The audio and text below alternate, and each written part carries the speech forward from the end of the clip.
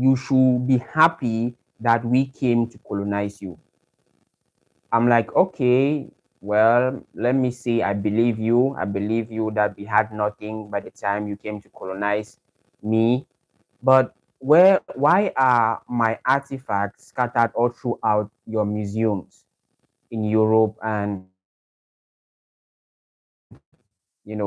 all over your museums? Why are my artifacts scattered all throughout? And they'll be like, well, we took this artifact because if we could have allowed it for you under your keeping, it could have been missing. You could have sort of handled it, and maybe it could have not have been preserved to date. Okay, I think you have a point, but did we have a mutual agreement? Did we agree that, did I give you the artifact and said, okay, take this artifact for me, please keep it for me, all right? Because I think if it's going to be in my possession, it's going to be rough handled. I am unable to keep my things, all right? So just keep it for me, please. Did we have this agreement? And they will now realize that there was no agreement like that, that we gave them our artifact. So did we really have this agreement? Did you took it by force, or we gave it to you with an agreement for you to keep? So this is the first lie. All right. And the reason why some of our brothers and sisters feel defeated, feel down, it is because they choose to believe the lies that have been told about them. They tell you, you Africans, you had nothing in your history, you had no history. What did you have? You need to thank your God that we came to colonize you. Okay, but who was the wealthiest man ever known in history? And they tell you this, they say you guys were living in huts and you had no houses, you had no infrastructures. It is after we came to colonize you that you guys started having things. And okay, I'm like, all right, so who is the richest man ever known in history again? And maybe you can go to Google, they'll go to Google and type the richest man ever known in history. And bam, Mansa Musa of the Mali Empire appeared as the richest man ever known in history. All right, so now that you have seen the richest man ever known in history, was this man also living in huts? Well, um, I have no idea. That is the second lie.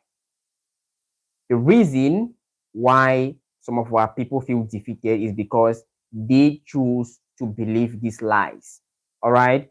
If you don't know who you are, if you don't know who you truly are, then you are going to believe anything. And after you believe what they tell you are going to feel down. You are going to feel like, oh, which simply means that I am nothing. All right. It means that I am nothing. And so some of our people, and this goes especially to some of our people here in Africa, here in the continent, because I know that our brothers and sisters in America, in the Caribbean, you all have already waken up. All right. You already know what is up. You already know the truth of what is happening. And you already know the way forward, the steps for us to take. And someone like me also here in the motherland, I already know what we have to do in order to be at the top again, because we were once ruling, we were once in control.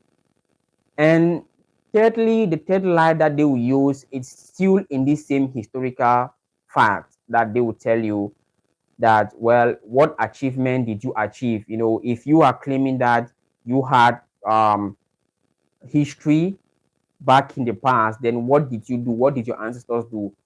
Well, I think I can now mention Abu Bakari II of the Mali Empire, that he explored the Atlantic Ocean. He went into a travel with about 2,000 ships to explore the Atlantic Ocean. Abu Bakr II. Okay, now let us try to check him on Google. Maybe you can check him on Google, Abu Bakr II of the Mali Empire, and there you are going to have it. He sailed, he went into a tour to explore the Atlantic Ocean with about 2,000 ships. That's like 100 years before Christopher Columbus set sail into the Americas. That is the third lie. All right. So some of our people have been believing these lies for a very long time. And it is still one of the reasons why some of we might want to step up the game, but these lies that have been stuck deep in within us, it is going to make us to feel like, but I was not really great back then. My ancestors were not really great back then. So why should I even try to, step up the game? And that's it. The unity of Africa and the African unity all over the world is very, very important. All right. African unity all over the world is very, very important. And when I talk about African unity, some people will say, but Africans is not first of all united. Africans themselves in the motherland, there was a lot of division, there was a lot of, whatsoever. There was a lot of issues going on. And I tell you that, of course, you are going to have these issues. So if you are someone of African descent and you feel like, oh, I don't think, or I'm not going to go to Africa to try to bring a change because there is already issues there in the motherland, it just shows that you don't know what you are saying. Because in every group of people at some point, they had conflicts within themselves. Like, I'm going to give you example, the European countries, by the time they wanted to come and attack Africa, at first point, they were coming with greed. All right. They were like, I'm going to take this territory for myself. I'm going to take this one off myself. And they end up fighting each other because they didn't have the unity within them. All right. They had no unity. And so by the time that they saw that they were failing, they needed unity. They needed a plan in order to execute this plan. And of course, the first phase of this plan must be unity. They must be united. They had to hold the Berlin West African Conference to talk about how they're supposed to be united. All right. So Africa is, of course, going to have its issues. All right. Africa is not perfect. I'm not going to tell you that when you come to the motherland, you are going to come and see a perfect Africa. But that should not stop us from uniting. That should not stop us from having a plan on how to be great again, on how to uplift ourselves, and on how to make Africa great again, just the same way as our ancestors did. All right, the same way as our ancestors did. So whenever they tell you you have no history, you have no culture, just ask them, okay, I agree, but what are our artifacts doing in your museums? When they tell you you have no history, you had nothing, just ask them, who was the richest man in history? When they tell you you live in huts, did the richest man in history also live in huts? And of course, never you forget Abu Bakari, who explored the Atlantic Oceans, So what's the main topic of this video? People of African descent need to stop believing the lies of the white guys. All right.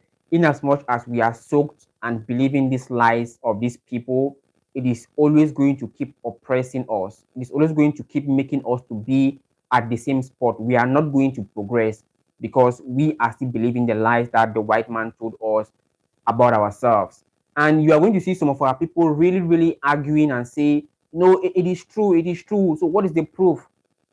These are just guys that are believing what they tell you, instead of you to do a proper research on your history, instead of you to come to where your history took place for you to see it by yourself. You choose to believe what they tell you. I don't believe what the white man tells me. I don't believe, because I know my ancestors were great. Maybe back then when I was maybe a kid that I didn't really know what to expect, I was believing this. But at the time, I came to a point where I said, I don't believe this. Let me start doing my research. And I discovered so many things and so many great works of our ancestors.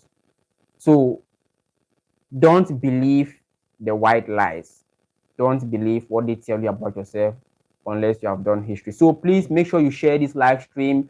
It's going to impact some of our brothers, because some of our brothers need to see this message that I just said in this live stream today. If you're just joining the live stream, then I'm afraid you are a little bit late, but you can as well share the live stream and just go and take and rewatch the live stream once again for you to get the message that I just passed across on this live stream. I'll see you all on my next live.